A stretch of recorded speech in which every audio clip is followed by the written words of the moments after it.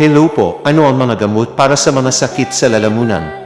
Para manbuelva po uli, dahil iba-iba ang sanhi ng mga sakit sa lalamunan, iba-iba rin ang gamot na pwedeng gamitin. Kung pangkaraniwang sore throat lang ang nararanasan, pwedeng uminom ng mga over-the-counter na painkiller. Malaki rin ang maitutulong ng mga medicated mouthwash para mabawasan ang dami ng germ sa bibig at lalamunan.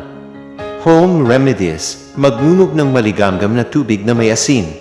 Kung ang sakit sa lalamunan ay dulot ng bakterya, bibigyan ka ng iyong doktor ng antibiotic. Kung virus naman ang sanhi ng sakit, ang pinakamahalagang gawin ay i-manage ang mga sintomas at manumbalik ang lusog ng katawan para mas maging mabisa ang paglaban sa virus.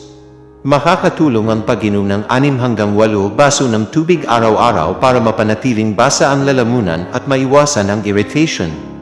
Samantala, kung sintomas ng ibang sakit ang sakit sa lalamunan, kailangan mo nang gamutin ang underlying cause.